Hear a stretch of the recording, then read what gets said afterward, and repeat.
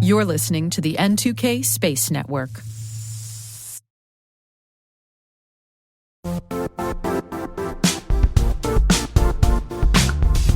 Most security conferences talk about Zero Trust. Zero Trust World puts you inside. This is a hands-on cybersecurity event designed for practitioners who want real skills, not just theory. You'll take part in live hacking labs where you'll attack real environments, see how modern threats actually work, and learn how to stop them before they turn into incidents. But Zero Trust World is more than labs. You'll also experience expert-led sessions, practical case studies, and technical deep dives focused on real-world implementation. Whether you're blue team, red team, or responsible for securing an entire organization, the content is built to be immediately useful. You'll earn CPE credits, connect with peers across the industry, and leave with strategies you can put into action right away. Join us March 4th through the 6th in Orlando, Florida. Register now at ztw.com and take your Zero Trust strategy from theory to execution.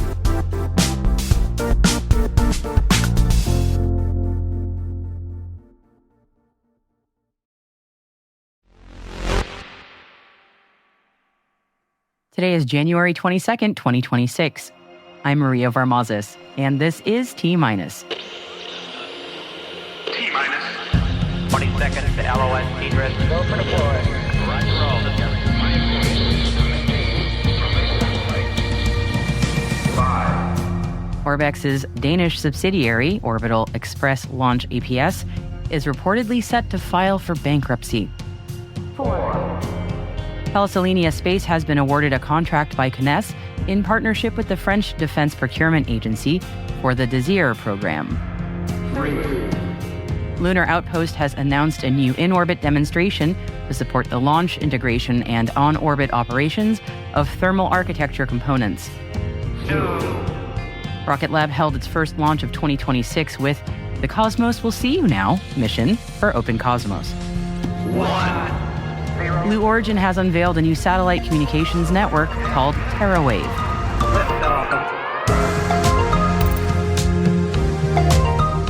Our guest today is Dr. Melissa Patton from Patton Consulting Group. Dr. Patton is hosting a panel at Spacecom next week and will be giving us a taste of what to expect from that session after today's intelligence briefing.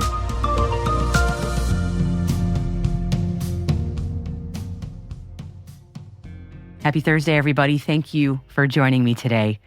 Let's begin. Blue Origin has unveiled a new satellite communications network designed to deliver symmetrical data speeds of up to 6 terabits per second anywhere on Earth.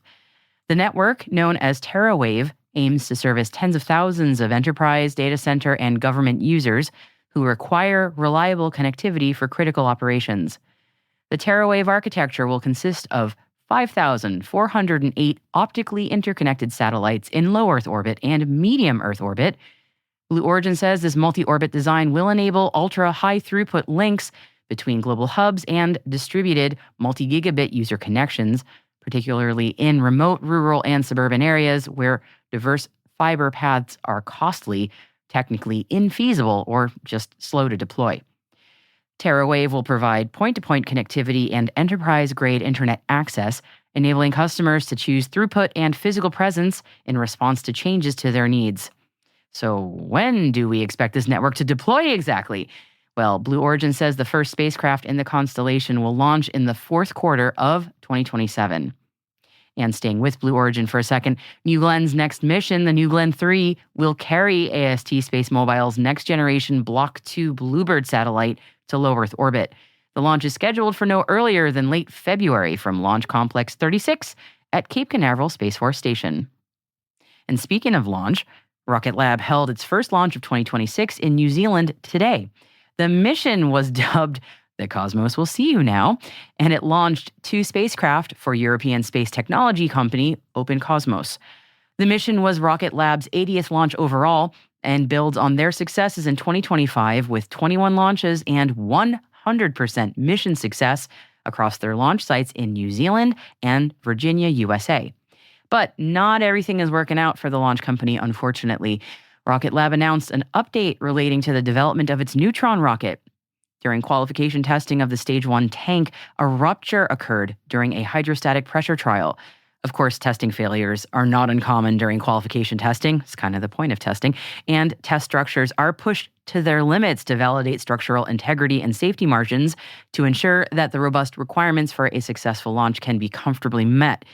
Now, Rocket Lab says there was no significant damage to the test structure or their facilities, and that the next Stage 1 tank is already in production.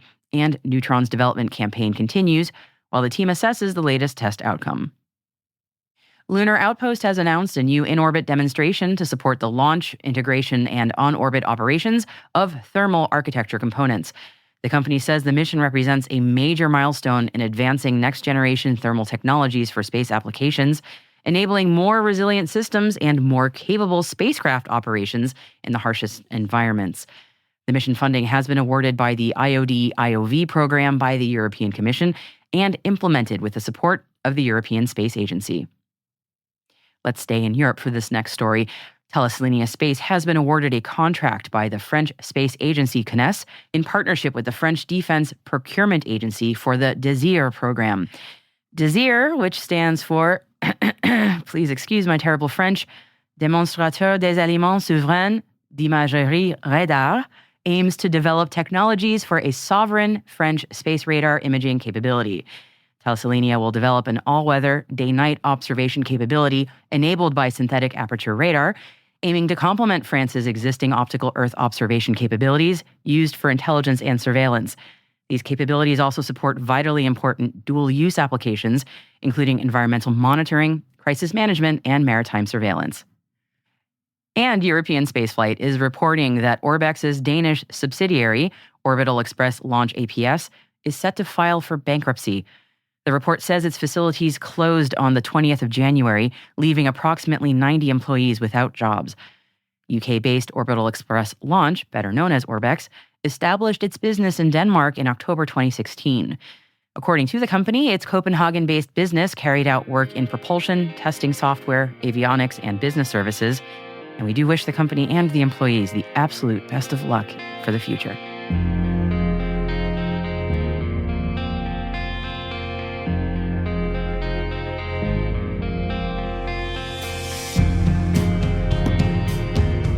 And that wraps up today's intelligence briefing and my horrendous French. My apologies to all our Francophone listeners. A reminder that you can find links to further readings on all of the stories that I've mentioned throughout this episode in the selected reading section of our show notes. T-Minus crew, if you're going to be at Commercial Space Week next week in Orlando, we're going to be there too. So come by and see us in booth 8647. And if you'd like to speak with us during the event, guess what? You can do that too. Just drop us a line at space@n2k.com so we can set something up. And thank you, by the way. We look forward to seeing you there.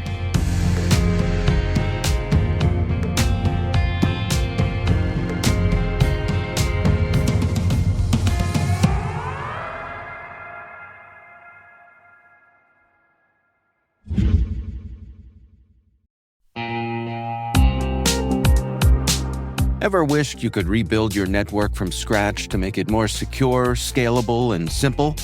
Meet Meter, the company reimagining enterprise networking from the ground up. Meter builds full-stack, zero-trust networks, including hardware, firmware, and software, all designed to work seamlessly together. The result? Fast, reliable, and secure connectivity without the constant patching, vendor juggling, or hidden costs. From wired and wireless to routing, switching, firewalls, DNS security, and VPN, every layer is integrated and continuously protected in one unified platform. And since it's delivered as one predictable monthly service, you skip the heavy capital costs and endless upgrade cycles. Meter even buys back your old infrastructure to make switching effortless. Transform complexity into simplicity and give your team time to focus on what really matters, helping your business and customers thrive. Learn more and book your demo at meter.com/cyberwire. That's METER.com/cyberwire.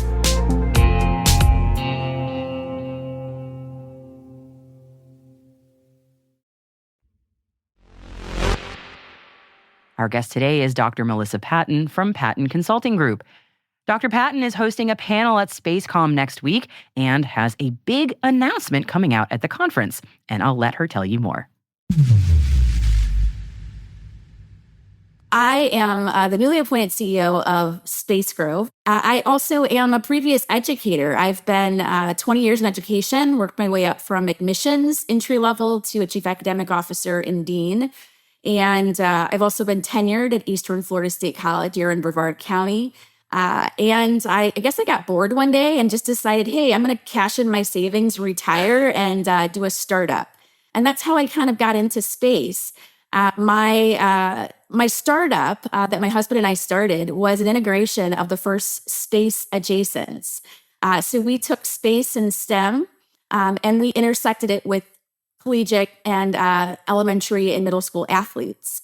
And so the liberal arts component, the conversational opportunities, all of those aligned really nicely with being connected to the space and STEM industry. So that's how I got my start, and now I'm at Space Grove, which launches in a couple weeks.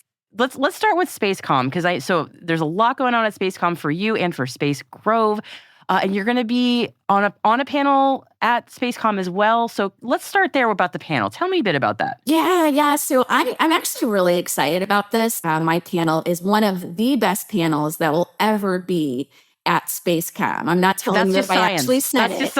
Only because the lineup is incredible. If you're a local, you understand why it's incredible. But even more so if you're a international space ecosystem member, you understand that having Carol Craig from Site of Space, having Robert Fabian from Via Space, Dr. Stephanie Shirley, an executive at All Points, Randy Trask, Q Station. So you've got innovation hubs and, the opportunity to bring economic development in the millions to different companies around the country. And then I've got my international partner, Mike Curtis Rouse, who's from ISAM. It's a panel that is going to really be impactful. I do believe that we're going to be able to share not only what's going on now, but the future of manufacturing, satellite manufacturing. Oh, interesting. Okay, so can we get a preview of some of your thoughts for that panel, or is it a wait and see situation? Well, I can't tell you all my dirty secrets, but my panel and I, as crazy as this sounds, we've already met and had a pre-read of kind of how we're going to organize our thoughts for this. And what was really important to me, especially in picking the people on the panel, was for this not to be boring and for them not to have been able to chat GPT the answers. They're unconventional in how they get things done, and that's why they're leaders in industry. So I am thrilled to have them. You also mentioned that at SpaceCom, Space Grove is coming out of stealth, essentially. So I really want to hear the pitch for Space Grove, please, if you don't mind. Yeah, so Space Grove is an innovation hub, but it's so much more than that. It will be a physical space, physically located in Brevard County. We do have a potential anchor tenant, which is a major government agency. In addition to that, you'll have the innovation hub there with also major partners backing everything that's going on within the hub. So that's the physical space. There's also the global space. So there's the connections and the collaborations with the international agencies, Italian Space Agency, UK Space Agency, Australian Agency, Space Agency, all of those different agencies being able to collaborate. I just got off a call with like 50 other individuals from the UK Space Agency, and globally, the conversation is about how do we drive deals and where do we go to do that? And so Space Grove will provide the solution as a one-stop shop, a place where people can go to get their questions answered when it comes to the space ecosystem. And I think much deeper than that, it provides the space for deal flows. We're VC-backed, investor-backed, so we're really friendly with a non-conventional kind of model where we can help companies receive the dollars that they need to drive in these government contracts and to receive these streams of revenue. So I think that's the biggest part. And then another part of that is building up the space community and the ecosystem. If you're coming over from Israel and you want to have a physical spot here, where do you build? Where do you go? Well, that's the real estate development part of Space Grow Ventures. It allows for us to imagine what it would look like to have a community with houses and stores and these buildings, infrastructure, and we build that out for the space ecosystem.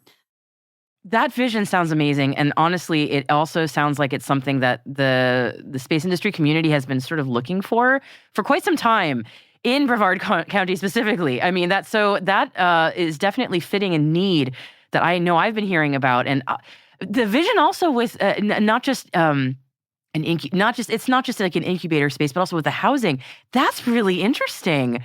That is definitely, I would not have expected that, but that makes a ton of sense. Yeah. I mean, if you're just looking at Brevard County and you're driving down Courtney Parkway, which will lead you straight to the launch pad, there is, and I don't want to give away all my secrets, but there are miles and miles of just open land. Now, there's reasons why that land is not, doesn't have infrastructure there.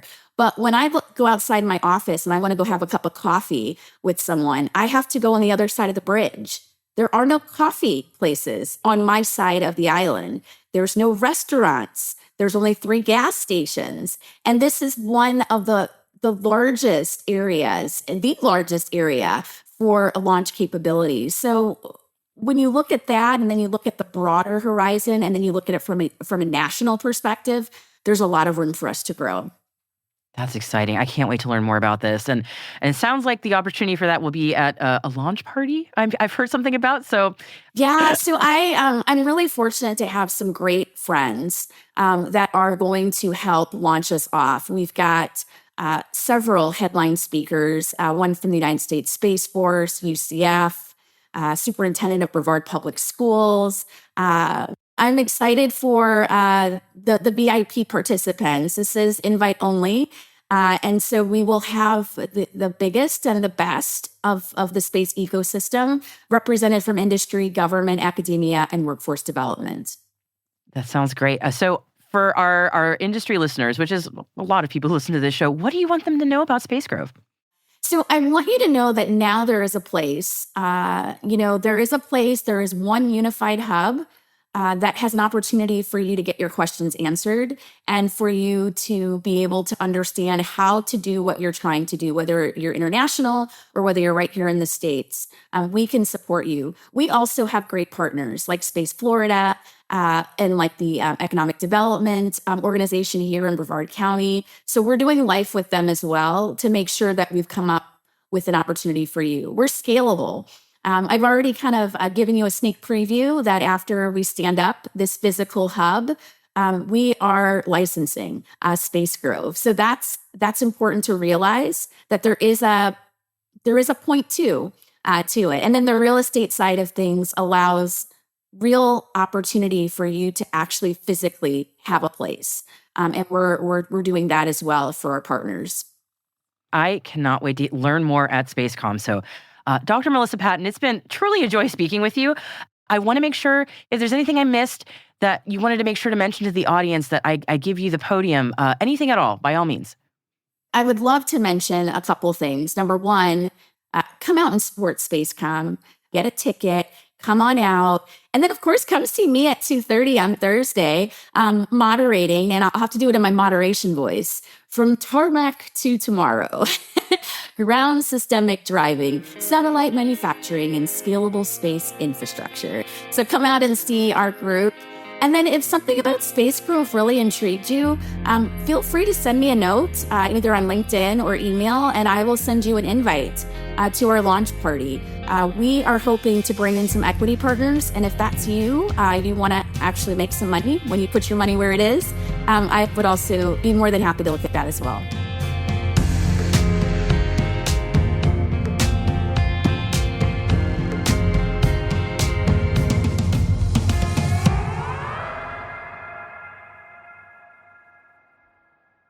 We'll be right back.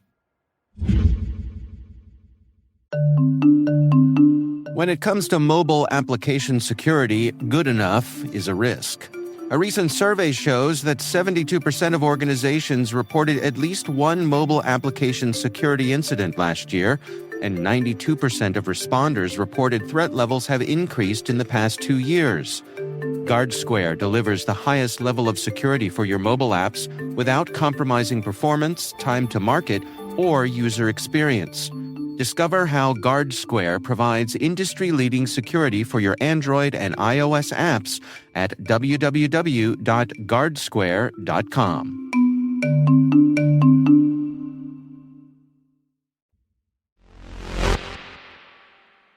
Welcome back. Some wrap-up thoughts before we close out today. First up, the ISS crew who came home a bit early for a medical evacuation did a media debrief yesterday, and we didn't learn a whole lot aside from, yes, everybody is doing fine, and no, they're not going to tell you who or what was going on because it is 100% none of our business. And that is fine and good. There was one tidbit that was kind of a neat little extra bit of information for us, though. Crew member and NASA astronaut Mike Finke said that the onboard ultrasound machine on the ISS came in super clutch in figuring out the medical situation that they were dealing with. So much so that Finke said that all future space flights should have an ultrasound in their kit. Now, the ISS crew for years have been using ultrasounds as part of their regular scientific research work.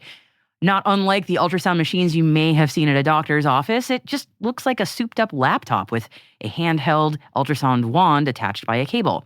A very smart and compact bit of kit that certainly has a ton of utility. Now, a second item for your consideration today, my friends, is the official Artemis II flight kit, specifically the merch that they're bringing with them. Okay, merch is perhaps not technically the right way of thinking of it, as NASA is calling them all mission keepsakes, but stickers, pins, patches, badges, ribbons, come on, listen. I'm a nerd who's been to a Comic-Con or 5. I know merch when I see it, all right?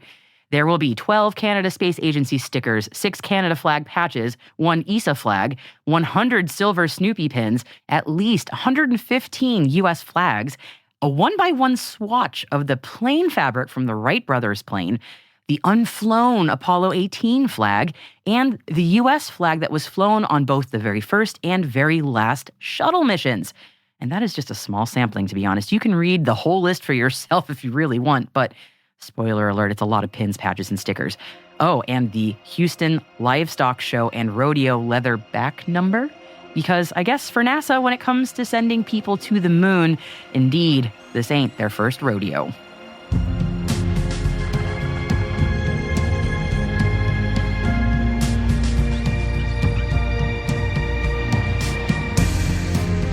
And that is T-Minus, brought to you by N2K Cyberwire. We'd love to know what you think of our podcast. Please don't correct me on my French. I know it's terrible. Your feedback ensures we deliver the insights that keep you a step ahead in the rapidly changing space industry. If you like the show, please share a rating and review in your podcast app. Please also fill out the survey in the show notes or send an email to space@n2k.com. We are proud that N2K Cyberwire is part of the daily routine of the most influential leaders and operators in the public and private sector, from the Fortune 500 to many of the world's preeminent intelligence and law enforcement agencies. N2K helps space and cybersecurity professionals grow, learn, and stay informed. As the nexus for discovery and connection, we bring you the people, the technology, and the ideas shaping the future of secure innovation. Learn how at n2k.com. N2K senior producer is Alice Caruso. Our producer is Liz Stokes. We are mixed by Elliot Peltzman and Trey Hester, with original music by Elliot Peltzman. Our executive producer is Jennifer Iben. Peter Kilpie is our publisher, and I am your host with the bad French, Maria Varmazis. Thank you for listening. We'll see you tomorrow.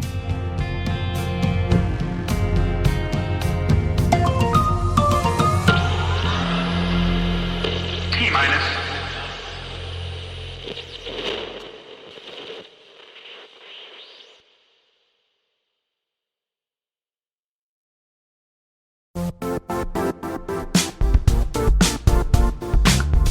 If you only attend one cybersecurity conference this year, make it RSAC 2026. It's happening March 23rd through the 26th in San Francisco, bringing together the global security community for 4 days of expert insights, hands-on learning, and real innovation. I'll say this plainly, I never miss this conference. The ideas and conversations stay with me all year. Join thousands of practitioners and leaders tackling today's toughest challenges and shaping what comes next. Register today at rsaconference.com/cyberwire26. I'll see you in San Francisco.